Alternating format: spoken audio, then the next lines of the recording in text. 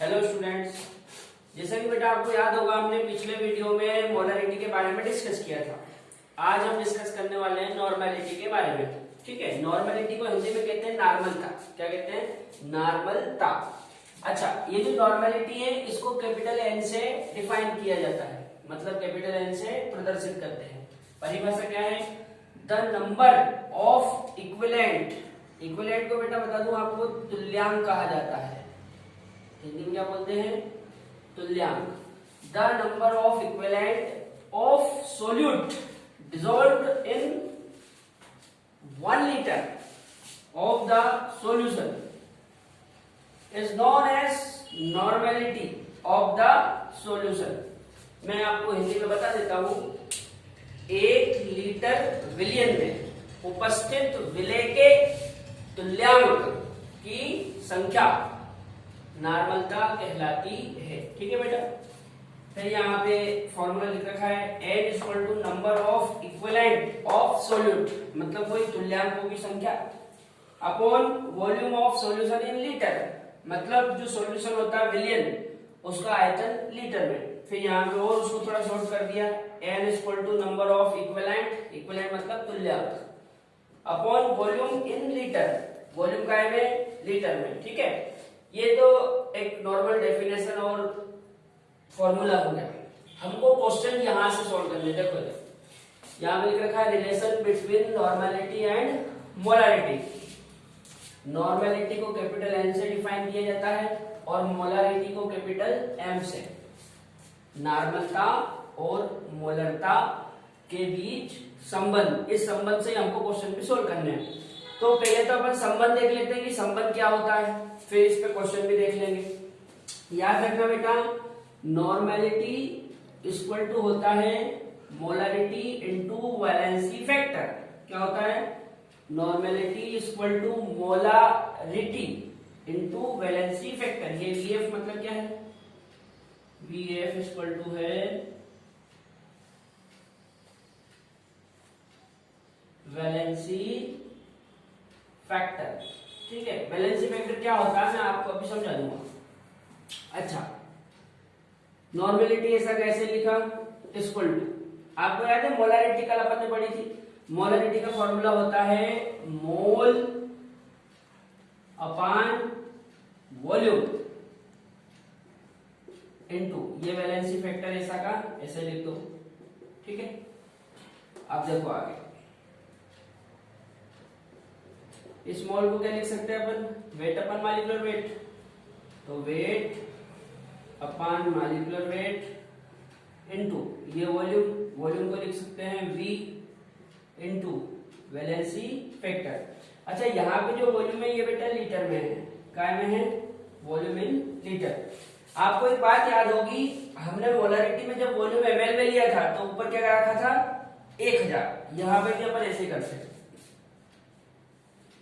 Normality equal to weight upon molecular weight, ये तो ऐसा कैसे इनटू ये वॉल्यूम को ml में ले लेंगे तो ऊपर क्या जाएगा?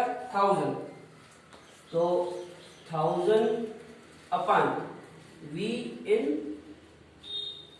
ml, और ये आपका वैलेंसी फैक्टर ऐसा का ऐसे। ठीक है बेटा, इस फॉर्मूले से हमको सवाल सोल्व करने हैं। ठीक है, एक बार और समझ लो, कुछ नहीं है। हमने नॉर्मलिटी और मोलरिटी के बीच में एक संबंध देखा है। नॉर्मलिटी इक्वल टू होता है मोलरिटी इनटू वैलेंसी फैक्टर।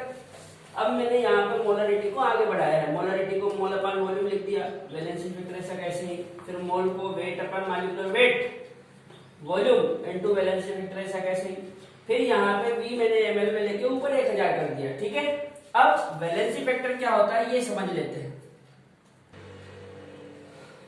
यहाँ पे बेटा वैलेंसी फैक्टर के बारे में अपन समझ लेते हैं, बहुत आसान चीज है, ज्यादा उत्तर वाली बात नहीं है। देखो, वैलेंसी फैक्टर फॉर एसिड, मतलब यहाँ पे एसिड के लिए वैलेंसी फैक्टर लिख रखा है। अच्छा, एसिड का जो वैलेंसी फैक्टर होता है उसी को हम बोलते हैं बेसिसिटी ऑफ एसिड, ये चीज याद रखना। अच्छा, इधर है वैलेंसी फैक्टर फॉर बेस, मतलब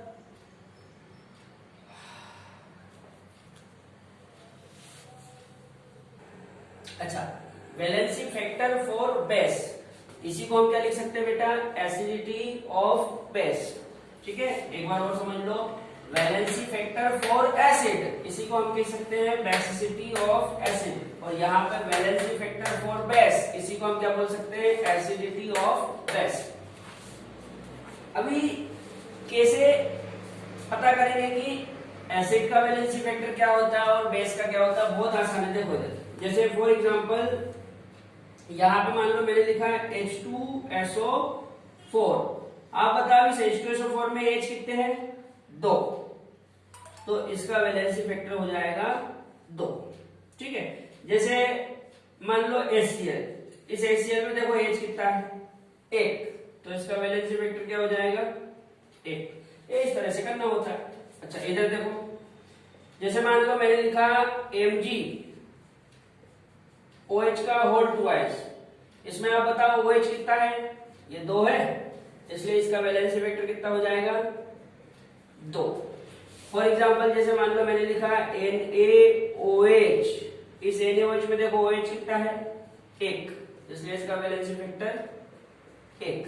ठीक है, बहुत आसान है। H2SO4 या HCl या कोई दूसरा एसिड ले लो, करना कुछ नहीं है, एसिड में जितने H होते हैं मतलब प्रोटॉन, उन प्रोटॉनों की संख्या को काउंट करके वैलेंसी फैक्टर पता कर लेते हैं, और बेस में जितने OH होते हैं वो OH को काउंट करके पता कर लेते हैं कि उसका वैलेंसी फैक्टर कितना है। ठीक है, अब उस वाले बोर्ड पे देखो, यहाँ पे मैंने एक सवाल लिख रखा है, अपन ये सवाल सॉल्व करते हैं। सवाल है, find out the mass of H2SO4 in 150 ml N/10 H2SO4। Hindi वाले बच्चों को मैं समझा देता हूं। एक्चुअल में बेटा उसने अपने को कुछ चीजें दे रखी है। क्या दे रखा है, एक तो उसने अपने को वॉल्यूम दे रखा है V = 150 ml है, साथ में नॉर्मेलिटी दे रखी, देखो N/7, इसका मतलब है कि नॉर्मेलिटी उसने हमको 1/7 दे रखी है। कितनी दे रखी है, 1/7। ये N/7 का मतलब है 1/7, और वो पूछ क्या रहा हमसे, मास, मास वो हमसे पूछ रहा है। ठीक है, चलो सोल्व करते हैं। फॉर्मूला वो रिलेशनशिप वाला लगाना है, normality equal to molarity into valency factor. Normality कितनी थी, 1/7, तो यहाँ n की जगह रख दो 1/7 इक्वल टू, ये मोलरिटी, मोलरिटी क्या होती है, wait upon molecular weight into 1000 upon V इन ml इनटू वैलेंसी फैक्टर। देखो H2SO4 है, H2SO4 का वैलेंसी फैक्टर 2। थोड़ा सा आगे बढ़ाते हैं बेटा, 1/7 ऐसा का ऐसा ही इक्वल टू वेट, वेट हमको पता करना है, ये जो मैंने मास लिखा ना इसी को क्या बोलते हैं, वेट। ठीक है, ये हमको बताना है, तो वेट तो हमको पता करना है। मॉलिक्यूलर वेट आपको पता होगा H2SO4 का 98 होता है, ये 98 लिख दिया इनटू 1000। वॉल्यूम दे रखा है 150, ये 150 लिख लिया इनटू 2। ठीक है, ऐसा करते हैं, इन सबको सोल्व करते हैं। देखो यहां कर दू W इक्वल टू, इसको यहां लेने दो, ये 98 को यहां ले आओ और 150 को भी यहां ले आओ, तो ये 98 इंटू 150, ये तो ऊपर चला जाएगा, और ये 1000 और 2 यहां से 7 के पास आ जाएगा नीचे, तो 7 इंटू 1000 इंटू 2। कुछ नहीं करा मैंने, वेट तो यही रहा, 98 को इधर पहुंचा दिया, 150 को भी ऊपर पहुंचा दिया, और 100 और 2 को वहां से नीचे ले आया। ठीक है, अभी बेटा आप जब इसको सोल्व करोगे तो ये देखो कर लेते हैं, ये 0 से ये 0 कट जाएगी। ठीक है, ये 2 से 98 49 बार जाएगा, और ये 7 से 49 7 बार जाएगा, जब आप 15 का 7 में मल्टीप्लाई करोगे तो ये आएगा 105/100। जब आप 100 का 105 पे डिवाइड करोगे तो ये आएगा 1.05, मतलब हमारा वेट आ गया 1.05।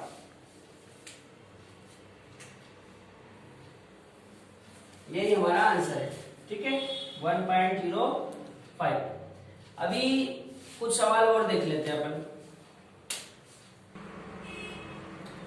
एक क्वेश्चन और देख लेते हैं बेटा इसके ऊपर। देखो यहाँ पे मैंने क्वेश्चन लिखा हुआ है। क्वेश्चन है हाउ मेनी ग्राम, मतलब यहाँ पे भी ग्राम में पूछ रहा है, how many gram of dibasic acid, मतलब एक एसिड है जिसकी बेसिसिटी 2 है, इसलिए बोल रहा है dibasic. Molecular weight 200 should be present in 100 ml of the aqueous solution to give strength of 0.1 N। मैं हिंदी वाले बच्चों को समझा देता हूँ।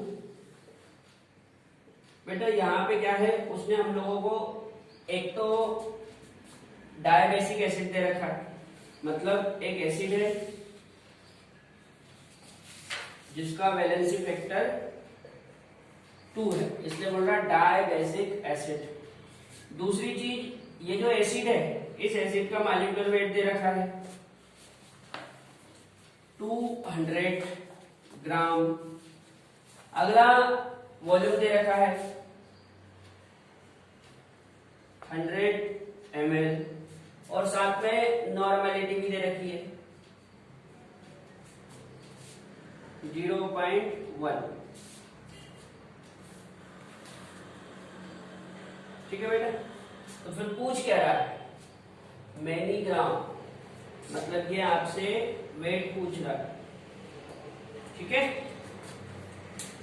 एसिड दे रखा है डाइबेसिक एसिड, मतलब उसका वैलेंसी फैक्टर 2 है, उसका मॉलिक्यूलर वेट 200 ग्राम है, 200, वॉल्यूम 100 ml है, नॉर्मेलिटी 0.1 है और पूछ क्या रहा है आपसे वेट, ठीक है। इधर वाले बोर्ड पे अपन सोल्व कर लेते हैं।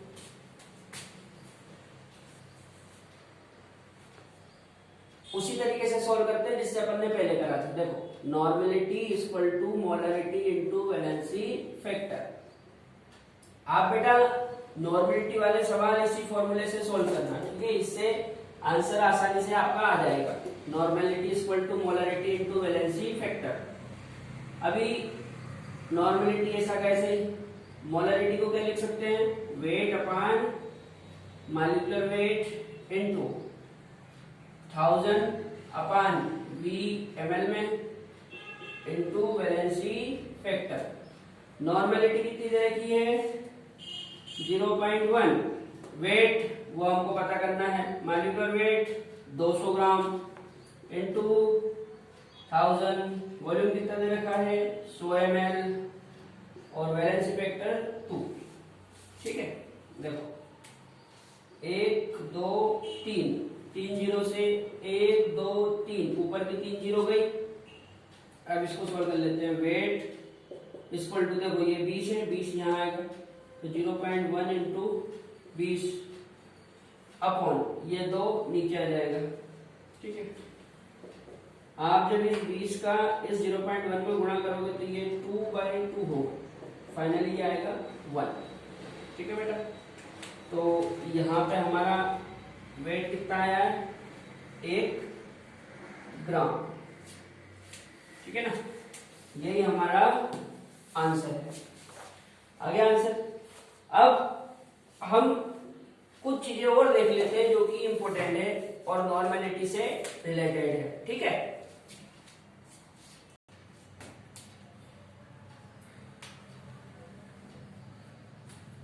इधर रोटेट करो ना। यहाँ पे बेटा देखो की पॉइंट है। की पॉइंट में मैं कुछ एक्स्ट्रा चीजें नहीं बता रहा हूँ आपको, कुछ इंपोर्टेंट एसिड होते हैं उनके वैलेंसी फैक्टर बताऊंगा। देखो जैसे एक आपने पढ़ा होगा H3PO2, ठीक है, इसका वैलेंसी फैक्टर कैसे निकालते हैं। देखो ये फास्फोरस है, इसको इस तरह से बना दिया। अब ये 2 ऑक्सीजन है, 2 ऑक्सीजन में से एक ऑक्सीजन इसके सर पे लगा दो। अब कितना ऑक्सीजन बच गया 1, उस एक ऑक्सीजन को H के साथ जोड़ दो तो बन गया OH। अब बताओ कितने H बचे? 2 H को ये इस तरह से अपन ने जोड़ दिया, ठीक है। अच्छा, एक आपने ये भी सुना होगा H3PO3, इसको बनाते हैं, फास्फोरस है, ये फास्फोरस को ऐसे बना दिया। अभी 3 ऑक्सीजन में से एक ऑक्सीजन इसके सिर पे इस तरह से लगा दो डबल बॉन्ड से। अब कितने ऑक्सीजन बच गए? 2। जितने ऑक्सीजन बच जाते हैं उतने बनाने हैं OH, 2 OH बना दिए। अब बच गया एक H, उस एक H को ऐसे अलग से लगा दो, एक ये। अच्छा, एक आखिरी H3PO4। यहाँ पे बेटा ये फास्फोरस कितने ऑक्सीजन है? 4 में से एक ऑक्सीजन तो इसके सिर पे लगा दो। अब कितने बच गए? 3 OH बना दो। अब यहाँ पे आप देखोगे कि हाइड्रोजन बिल्कुल खत्म हो चुके हैं, ठीक है। यहाँ पे वैलेंसी फैक्टर कैसे निकालना है? देखो, इसमें एक OH है, मतलब इसका वैलेंसी फैक्टर 1। इसमें कितने OH है? 2, मतलब इसका वैलेंसी फैक्टर 2। और यहाँ पे कितने OH है? 3, मतलब इसका वैलेंसी फैक्टर कितना होगा?